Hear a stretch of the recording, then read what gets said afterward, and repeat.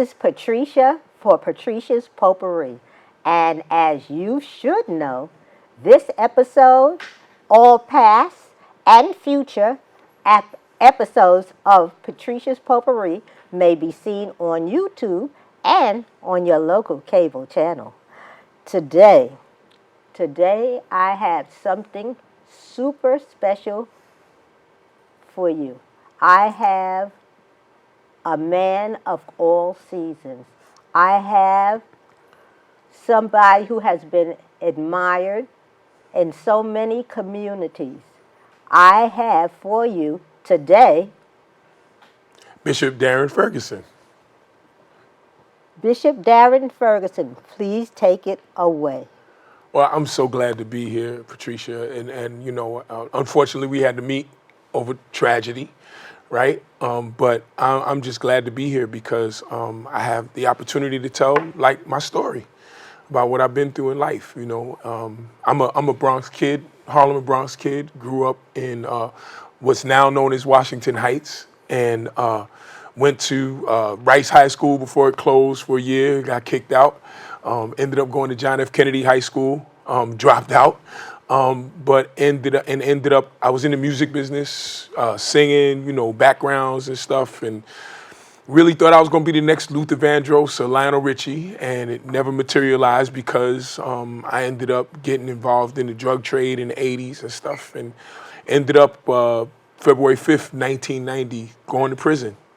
I was charged with arson in the second degree and murder in the second degree because in the course of my drug addiction, I started a fire in the apartment where I lived. The fire spread to the apartment above mine, and 87-year-old woman who lived above me died from smoke inhalation, and her body was burned beyond recognition. And when I found out, I turned myself in. I was 26 years old. It was February 5th, 1990. It was the first time as an adult that I took responsibility for my own actions. I confessed to the police what I had done, and they sentenced me to 6 2/3 to 20 years. After 16 months on Rikers Island, which was the worst 16 months of my life, I saw every bit of man's inhumanity to man. Rikers Island is a hellhole now. It was even more of a hellhole 30 years ago. When I went there, men were brutalizing each other over cigarettes. Saw a guy get his head bust open with a mop wringer over a cigarette. I saw two guys hold another guy down in an attempt to play tic-tac-toe in his face with a razor blade. Anything that you could think of that was horrible, I saw it. Not the stereotypical men raping men stuff that they put on TV, but more men taking advantage of other men, blackmailing, extortion, brutality in terms of cutting each other in the face with razors over the telephone, all of that crazy stuff. And I lived through that for 16 months. That was the worst 16 months of my life. Bishop Sir Ferguson, I became reacquainted with you at a funeral, my aunt's funeral. Mm-hmm. And I cannot tell you how inspirational your sermon was. And years before that, my niece had a boyfriend who was a part of the hip-hop church. Yeah. He was part of 3 Shades of Faith. Yep. Do I have that correct? Yes, you do. Okay. And Lamar. Yeah. And I came to that church, and I was a child. I grew up in church, I was forced to go to church, mm-hmm. you know. But I got to tell you, I felt so good at that church. Tell me about your association with the hip-hop church. It started off with, obviously, my love of hip-hop. You know, growing up in that era that I grew up in, you know, Curtis Blow was the man. So when I got the opportunity to do the hip-hop church, I was actually, after my release from prison, you know, after Rikers and then Sing Sing, got released and ended up coming to Abyssinian Baptist Church as part of a program called Youth Turn, where they sent 10 of us who had graduated from New York Theological Seminary while in prison to 10 different churches in Harlem and Brooklyn to do gang outreach. So that's how I ended up at Abyssinian. And while at Abyssinian, a friend of mine said, hey, you know, Curtis Blow is doing a hip hop church a few blocks. You interested in coming to be a part of it? So I did. and ended up being the musical director for the hip hop church for like 2 years. That's where I met your niece, and Lamar. And my daughter ended up, so the Three Shades of Faith was the original group. It was Noah, Donovan, and Ty Kim were the three young men who were rapping in that group. When that eventually morphed into another group called Hell's Most Wanted, which included my daughter, Naya. And it was just a wonderful time. I mean, we would come on Thursday night up to, Greater Hood AME Church, AME Zion Church in Harlem. And on a Thursday night, we would have 400 or 500 kids in the church. And we would be doing, we would remix Jesus Walks or, whatever the hip hop song of the day was back then, 2005, 2006, and put gospel lyrics to it. The kids loved it. And I think the reason the kids loved it so much was because here you had adults who were in, mainline denominational churches who were actually taking time to speak their language, actually taking the time to interpret the gospel through their lens. And their lens was hip hop, their lens was dancing and all. So we had to do, they were doing the Harlem Shake back then. So the thing we do, a little thing, shake it up for Jesus. So everybody would get in the aisle and start doing the Harlem Shake, but with the gospel twist. And I've seen there've been so many young people whose lives were changed by that ministry. And I'm still riding on the wave of that now, 15 years later, whereas I'm doing that kind of work at my own church in Orange, New Jersey, and did it in Far Rockaway. But we still, but the hip hop church was the catalyst for all of that. Could you tell me something? You said you have your own church in Orange, New Jersey. Mm-hmm. Could you just tell me a little about that? Sure. It's been about a year and a half. March of 2018, I was selected by the congregation of Bethel Baptist Church to serve as the seventh minister in the 102-year history of the church. 102 years. Yeah, and I left the church that I've been at for 10 years in Far Rockaway, Mount Carmel Baptist Church. I've been there for 10 years. Left there and went out to Orange, and I've been there ever since. It's wonderful church, wonderful people. It's new for me being a Harlem boy over there in New Jersey, but I live in New Jersey now, so I minister in New Jersey. Still work in New York, but it's been great, and bringing a lot of those experiences that I had in the hip hop church, the experiences that I had as part of the Abyssinian Baptist Church, the experience that I had working for Al Sharpton as his youth director for 2 years, kind of bringing all of those experiences to Orange, New Jersey, and kind of putting my own twist on it, and doing some, beginning now after a year to do some great work over there. Wow. I'm just going to go back to the sermon mm-hmm. that inspired me to reach out to you, to have you here. My aunt, my mother's sister, the last of the line, died, and we had a funeral at Trumbo Baptist. The Trumbo Funeral Home. Yep. Funeral Home in Harlem, which has been, my family have gone to from the beginning. And your sermon inspired me. Can you remember any of that? Sure. The thing about doing homegoing services, especially for a person that you didn't know while they were alive, it can be tricky. But I found that there's some things that are just universal, right? One is that black families, right? So black folks are complicated. Black folks are we can be a cantankerous bunch. And inevitably in any family, whether it's a black family or not, you have people who are angry at each other over stuff. So you want to address those things.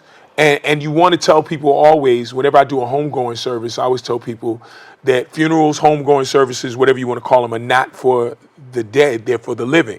The person who's passed on, their work on this earthly plane is over. It's left up to us to make sense out of it. So the best thing that we can do is make up with one another. Family members who aren't speaking to each other should speak to each other, because tomorrow's not promised. The other thing is to recognize that if we're going to do honor, if we're going to give honor to somebody, because I think your aunt lived 90 years? 93 years.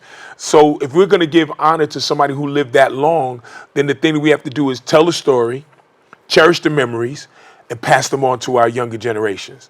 So there should not be one young person who's, like your grandson I see running around here, should know your aunt and know what she did, what she accomplished, what she meant to the family. Those stories are important, and those often get lost in the sauce because, we're so extended as black families anymore. We don't have the family where it's mama, grandmama, great grandmama all in the same house. Everybody's all spread out now. So it's important for us, and it's on our generation to tell those stories to our children, who are now, my daughter will be 30 this year, and when she has children, for her to pass it on to her children. And those stories, I believe, are just as important as the things that we read in the history books. Excellent. Thank you. I would like to ask you one question. You talked about your life turned around. What was one of the key factors that made you turn around? The easy answer is God, but I think it's more complicated than that. I think it's who God worked through. I was raised in the church, New Jerusalem Baptist Church on 166 in Amsterdam, right, uptown. And the mother of the church was my babysitter. And so she laid the foundation. And then after she passed away, I fell away from the faith and didn't want to go to church.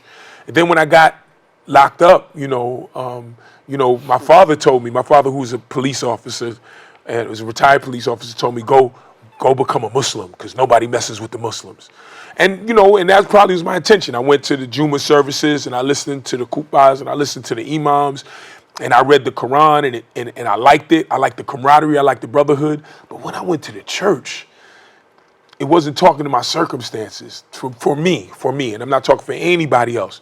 The Quran did not speak to my heart. It spoke to my circumstances. And I still have a great, healthy respect for Islam and the Islamic community. But the Bible spoke to my heart.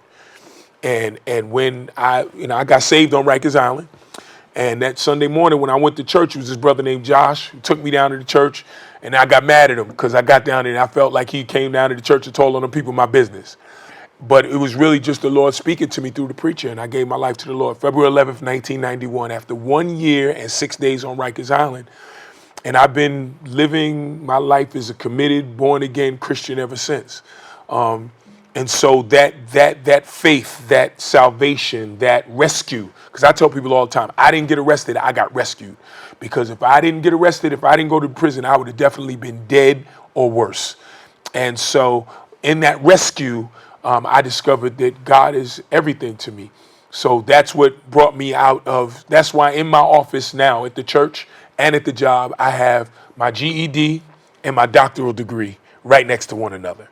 Because the message is that anything is possible. The message is that even if you drop out of high school, I'm a high school dropout, but I'm also at my job, I'm not Bishop Ferguson, I'm Dr. Ferguson, because I earned that doctoral degree even after dropping out of high school. So my message to the young people that I work with now are, yeah, you may get a GED, but after that, anything is possible. What you do with that GED, or what you do with your intelligence, what you do with your talent, what you do with all the things that the elders in your family or the people around you, the people that you've come into contact have poured into you, is your responsibility. So I have a responsibility to those few correction officers that saw something in me. I have a responsibility to the people who volunteered as church volunteers to come into the prison when I was there. I have a responsibility to my mother and my grandmother and my grandfather, who all passed on now, who prayed for me.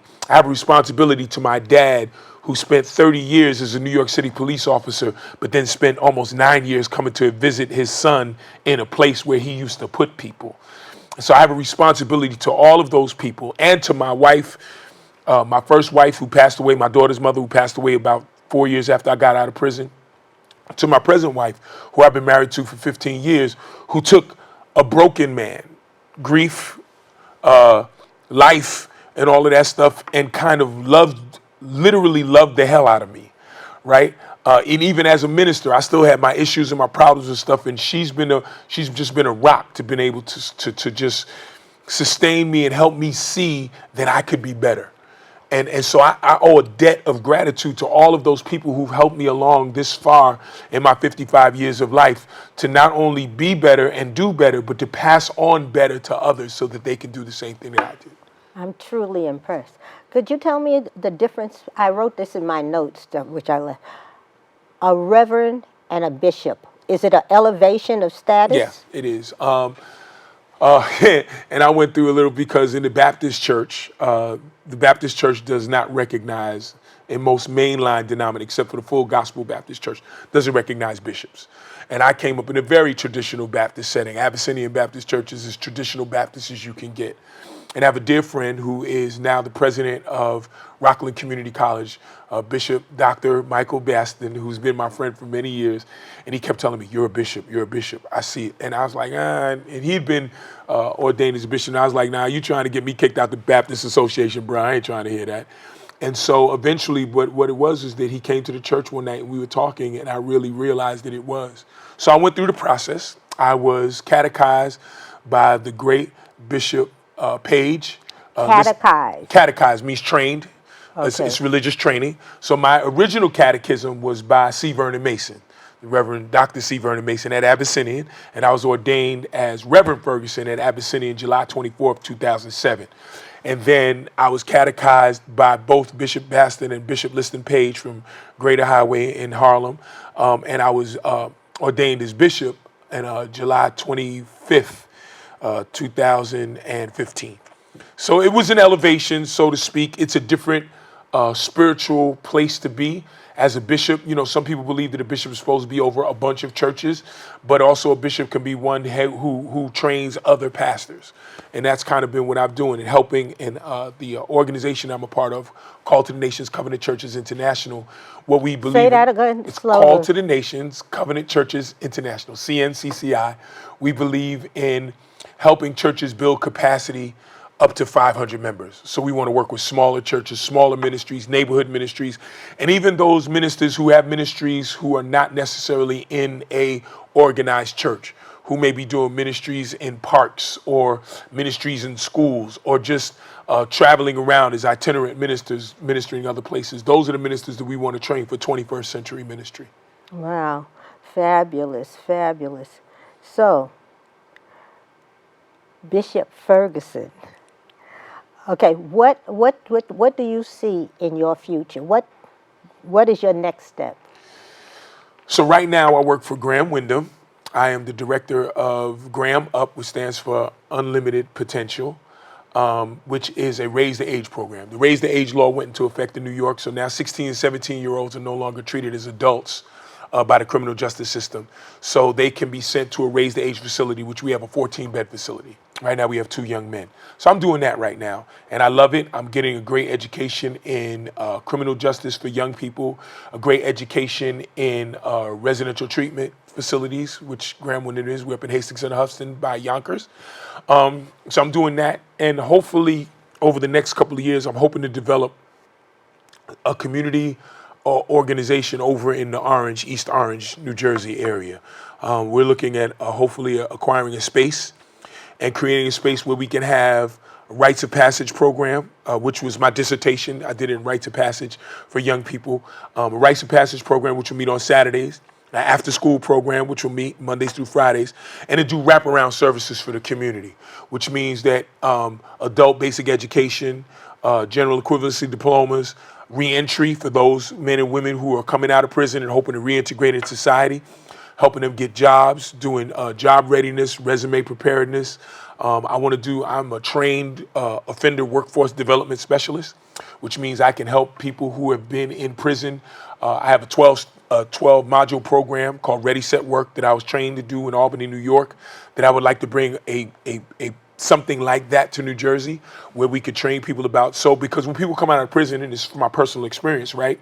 After doing 8 years and 8 months, it wasn't hard for me to get a job because I had 2 degrees, because I had a work ethic. I would show up to work every day. But what I did not have was a good attitudinal approach to work, because still, from my experience in prison, there was a certain tone that people can even use to me now, 20-something years later, that makes me bristle. So I had to kind of learn me and learn how I relate to work and how I relate to being supervised, and how, as a supervised, how I relate to others. And all of those things are things that you have to be taught, because even people who've never been in prison have never really been taught we've been taught how to write a resume and get a job, but we haven't been taught how to keep a job.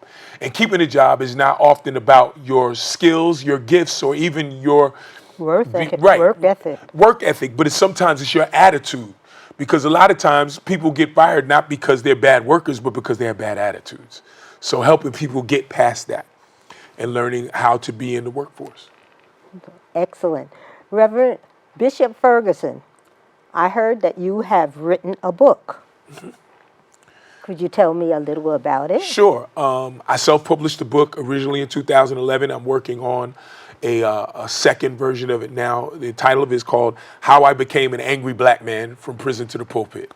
And it really basically just tells my story of growing up in Washington Heights, up in the Marble Hill section of the Bronx, high school, how I went to prison, what I went through while I was in prison, and what I went through all the way up to basically being called to pastor Mount Carmel Baptist Church in 2008.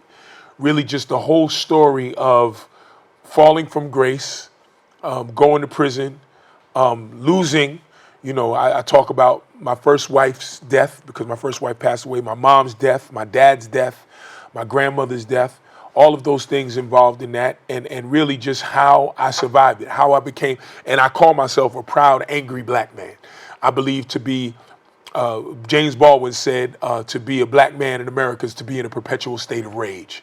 So obviously we're seeing what I'm seeing going on now under this current presidential administration, all that stuff. I am perpetually in a state of rage. And the rage is not just at people like 45, but the rage is at people who can't see past their own oppression to their own freedom.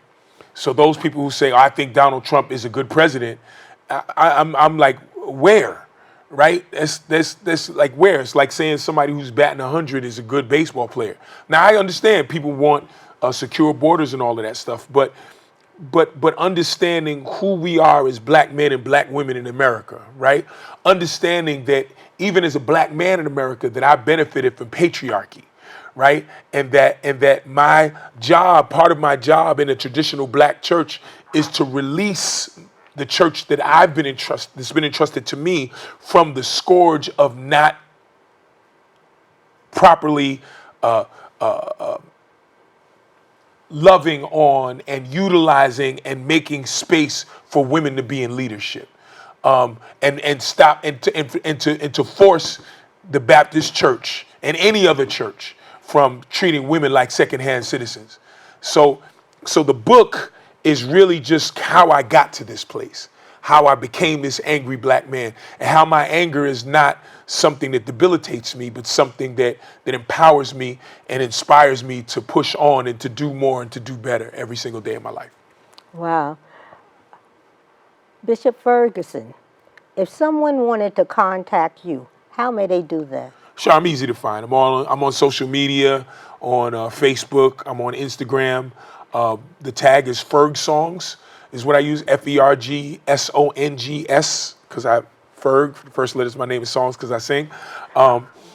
They can reach me on Gmail, darren.ferguson77@gmail.com, or the other one I gave them, which is the email for my administrative assistant, I believe is Bishop D. Ferguson@gmail.com.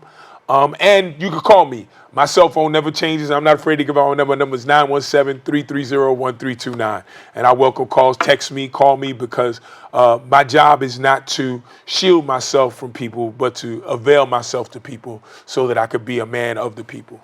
I love your venture.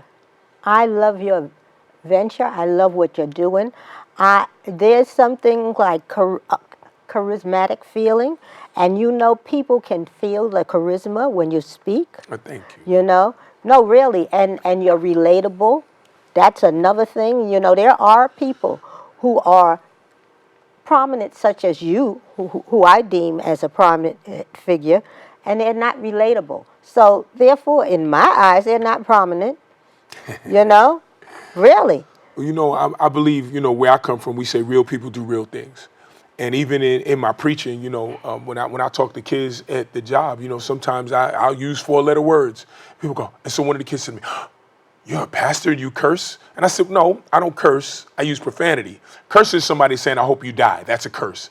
Profanity is when you use 4-letter words. And sometimes if I'm talking to a 16-year-old and I'm using my good preaching voice, they're not trying to hear me. So if I talk to young man, you should not be smoking that marijuana. The young fire man, and brimstone. I grew young up man, with fire and I brimstone. believe that God is calling you to something. They ain't trying to hear that. But if I tell them, look, come here, before I punch you in your face. Come here, let me talk to you for a minute. Let me talk to you over here. And when I talk to them and just be real with them, then they hear me and they feel me. And then I can tell them about God. Then I can tell them about education. Then I can tell them about what I've been through. But you got to find that moment of relatability, and everybody has it. Everybody has an entryway to conversation. Everybody has an entryway to be ministered to. And to me, ministering is not preaching to somebody, reading scripture to them, because people are intelligent. They can read scripture for themselves. Everybody can have a Bible app on their phone. But living the scripture in their vision and in their hearing and seeing somebody embodying what I believe Jesus Christ was, which is the way, the truth, and the life, then that way you can minister to people, which simply means to serve them. Wow. Wow. So tell us about your churches in East Orange. Bethel Baptist Church, located at 229 Wallace Street in Orange, New Jersey. Like I said, I work for Graham Wyndham up in Hastings on the Hudson, New York, but I'm all over the place. I'm always over in the city. I'm always, I still have my relationship with Dr. Butts at Abyssinian. That's still my pastor. He came and preached my installation service last October. And said and even recognizes me, calls me Bishop, which I know was tough for him because he couldn't understand how one of his sons is leaving the traditional Baptist thing to become a bishop. But I love him for that. I love him for the trust that he had in me. When Dr. Butts hired me to be youth minister at Abyssinian, I was still on parole. So that man loved me, recognized something in me, and gave me an opportunity when there was absolutely no future in it. That anybody who thought they had sense could see. But obviously he had more than just common sense. He had spiritual sense and saw something in me. So I love that man. I would do anything for him. I drop everything that I'm doing if the Reverend Dr. Calvin O. Butts called me, because that's my pastor. Thank you. And I got to tell you one thing. Right near there, they have Abyssinia has a house that I donate materials and different books and clothing to. And across the street. Right across the street. Yep. I think that's like another outreach, Yeah, it is. I mean, today's outreach, I think, extends beyond the walls of the church, right? I'm telling my folks that we need to go out and carve out a circumference around the church. I don't know, quarter mile, half a mile. And everybody within that quarter mile radius should have heard of our church. Because if not, then we're just people who come in, say praise the Lord, and close the door and lock it after we leave. Well, Bishop Ferguson, I would love to have you back again. Anytime. I thank you for being here today. And is there a last thing you'd like to say to your audiences? Just thank you. I believe that when people make space for you, that you honor them. So I honor you, my sister. Thank you for having me here. Thank you for introducing me to your beautiful grandson, Hunter. And if there's anything I could do to be of service to you, please let me know. And all of you out there who have my phone number or have my information, feel free to reach out to me. For me, ministry is not about money. So I don't have a fee. When I marry somebody or I go and do a lecture someplace they charging money, then I have a fee. But if somebody is asking for the gospel or somebody's asking for me to pour in to somebody or to do something for somebody who's being released from prison, or maybe a young person is going the wrong way, just call me. If I can make myself available, and if I can't make myself available, I got, those sisters in Congress ain't the only one that got a squad. I got a squad, right? I got a squad of brothers who are like-minded, who do the same kind of work I do. Okay, thank you so much. Please come back again. God bless you. I surely will. Okay.